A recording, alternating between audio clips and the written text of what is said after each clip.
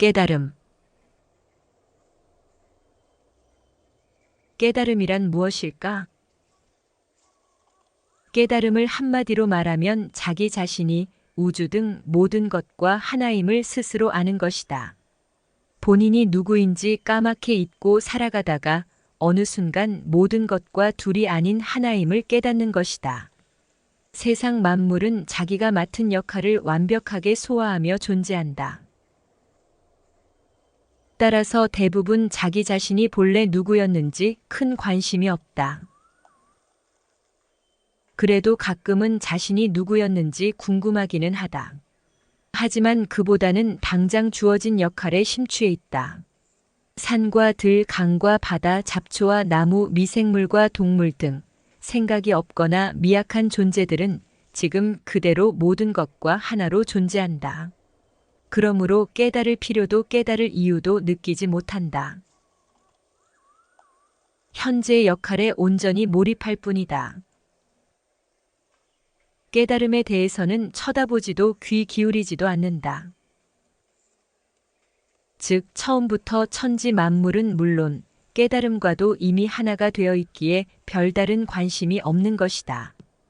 지금까지 지구상에서 오직 인간만이 스스로 자신이 누군지 궁금하게 생각하고 고민해온 것으로 보인다. 왜 인간에게만 이런 궁금증이 생겼을까? 모두가 제일 원인이 변화되어 생겨난 것들이긴 하지만 다 똑같을 수는 없다. 식물은 지능이 있는지 없는지 잘 모른다. 어떤 동물은 지능이 낮고 어떤 동물은 지능이 높다. 시간이 흐르면서 이런 동물들의 지능은 더욱 발달할 수도 있고 오히려 퇴보할 수도 있다. 모든 것은 연관되어 계속 변하기 때문이다. 언젠가는 원숭이 같은 동물이 인간보다 더 높은 지능을 가지게 될 날이 올지도 모른다. 그럼 원숭이도 자기 자신의 존재에 대해 의문을 가지게 될 것이다. 인간이 자기 자신에 대해 궁금해하는 것은 마침내 그것이 가능할 정도의 사고 능력을 갖췄기 때문이다.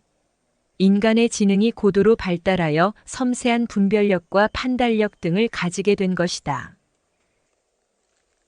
지능이 아예 없거나 지능이 고도로 발달하기 전에는 오히려 제일 원인과 완전히 하나였다. 지능이 점점 발달하면서 모든 것으로부터 자신을 떼어내 하나하나 비교하기 시작하였다. 지능의 발달이 없었다면 어떻게 되었을까? 지금도 우주 등 모든 것과 함께 아무런 궁금증도 없이 하나로 살고 있을 것이다. 인간은 자신과 모든 존재에 대해 고민하다가 깨달음을 얻는 이도 있고 얻지 못하는 이도 있다. 마침내 자신이 모든 것과 하나라는 사실을 완전히 깨달은 사람도 있을 것이다. 물론 단 1%도 깨닫지 못하는 사람도 있을 것이다. 여기서 단 1%도 못 깨달았다고 해서 자책하거나 실망할 필요는 없다. 누구에게나 기회는 있기 마련이다. 깨달을 기회는 누구에게나 공평하게 주어져 있다. 누구나 간절히 노력한다면 시간이 걸려도 언젠가는 깨닫는 그날이 올 것이다. 그리고 어려운 환경과 여건 속에서 깨달을수록 깨달음의 깊이가 깊고 값질 것이다. 이처럼 대부분 인간은 모든 것과 하나임을 까맣게 잊어버리고 살아간다. 어느 순간 모든 것과 하나임을 알게 될 수도 있고 끝끝내 모를 수도 있다. 그렇게 살다가 어느 순간 우주로 다시 되돌아가는 것이 인간의 삶이다. 잠시 우주 등 모든 것과 멀어졌지만 이제부터 가까워질 일만 남았다. 이 얼마나 다행스럽고 가슴 설레는 일인가? 처음부터 우주와 하나였지만 그 후 아무런 변화도 없는 상태는 무미건조할 것이다. 그보다는 내가 우주와 하나임을 잠시 잊고 살다가 온갖 노력 끝에 마침내 우주와 본래 하나임을 깨닫는 것이 더욱 아름답고 설레지 않는가? 이처럼 무한대 경우의 수가 있는 세상에서는 그 어떤 것도 이상한 것이 없다. 모든 것은 이루어질 때가 되면 이루어지는 것이다.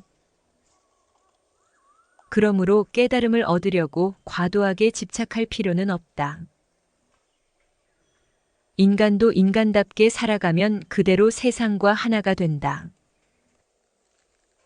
제일 원인이 인간에게 기대하는 것은 그저 인간답게 살아가는 것이다. 평범한 삶도 좋고 비범한 삶도 좋다. 자신이 선택한 삶을 살아가면 된다. 각자 자신이 맞다고 생각하는 길을 찾아 한 걸음 한 걸음 걸어가면 된다. 각자의 환경과 능력에 꼭 맞는 삶을 충실히 살아가면 된다. 수백 번을 생각해도 이번 생에서 꼭 깨달아야겠다는 사람은 깨달음의 길을 가면 된다. 차근차근 공부해 나가면 어느 순간 저절로 깨닫는 날이 올 것이다. 그런데 꽃과 나무도 토끼와 사자도 농부와 상인도 모두가 깨달음을 추구한다면 나머지 다양한 역할은 누가 맡아서 모든 것의 완전함을 구현하겠는가? 이처럼 모두가 깨달음에만 집착한다면 어떻게 될까? 마치 놀이공원에 놀러온 아이들이 신나는 놀이기구는 타지 않고 나무 그늘 밑에서 머리 숙이고 옹기종기 앉아 있는 것과 같다. 그리고 골똘히 생각한다. 왜 엄마가 나를 놀이공원에 보냈을까? 물론 너무 힘들고 외롭고 괴로울 때 깨달음을 적절히 활용하면 큰 위안과 활력이 생겨 삶이 편안해진다. 그러나 깨달음을 목표로 한 사람이 아닌 보통 사람의 깨달음에 대한 과도한 집착은 즐거운 소풍도 망치고 현재 나의 역할도 어렵게 할지도 모른다. 그럼 대부분 사람이 자신은 모든 것과 하나임을 잊고 살아가는 이유는 무엇일까? 그 이유는 만약 그것을 알고 있으면 지금 자신의 역할에 몰입하기가 어려워질 수도 있기 때문이다. 그러므로 너무 깨달음에만 매진하지 말고 그렇다고 너무 등한시하지도 말자. 이제는 고민을 접어두고 내 눈앞에 있는 신기한 놀이기구를 신나게 즐겨보자. 시간이 지나 해가 질 무렵이 되면 포근한 엄마의 품이 기다리는 집으로 돌아갈 수 있을 것이다. 깨달음을 얻고자 하는 자는 수행하는 동안 구도자의 삶을 경험한다. 인적이 없는 조용한 곳에 머물며 수행하는 것은 정신이 집중되고 번잡하지 않아서 좋다. 그러나 세속을 벗어나 조용한 곳에서 얻은 깨달음은 공허한 깨달음이 될 수도 있다. 얽히고 설킨 인간관계 속에서 크고 작은 문제를 마주하며 세상을 살아가기는 정말 어려운 일이다. 이런 복잡한 관계 속에 있으면 온갖 유혹과 시련들이 시시각각 다가온다. 이런 어려움 속에서 온갖 문제를 극복하며 얻은 깨달음은 더욱 값지다. 수만 번의 망치질과 담금질을 당해보지 않은 쇳덩이가 어찌 훌륭한 보검이 될 수 있을까? 경험 중에 하찮거나 소중한 것이 따로 있지는 않다. 모든 경험과 관계는 소중하다. 주변에 있는 모든 사람과 모든 것은 귀한 깨달음을 주는 나의 스승이기 때문이다. 마침내 모든 것과 내가 하나임을 깨닫는 순간이 와도 슬픔, 고통, 외로움, 전쟁, 배고픔 등이 완전히 사라지는 것은 아니다. 그래도 그 모든 것들이 비록 불편하고 힘들어도 힘든 이유를 알고 또 변하고 있음을 안다면 고통 등이 크게 줄어든다. 깨닫고 나면 쓸데없는 욕심에 크게 휘둘리지 않아 더 큰 어려움을 미리 피할 가능성이 커지고 삶이 좀 더 평온해질 것이다. 진리를 알면 무엇을 생각하고 말하고 행동하든 막힘이 줄어든다. 한편 깨달음을 얻는다고 해도 별도의 공간이나 시간으로 가는 것은 아니다. 바로 이 자리에서 제일 원인의 관점에서 좀 더 자유로운 삶을 살아가게 될 것이다. 즉 인간의 역할을 하되 원리를 잘 알기에 좀 더 슬기롭고 지혜롭게 살아갈 수 있는 것이다. 보통 사람은 공부하지 않거나 게을리함으로 현실의 고통을 고스란히 받아야 한다. 진리를 모르기에 무슨 선택을 해도 좌충우돌하며 삶이 순조롭지 않을 때가 많다.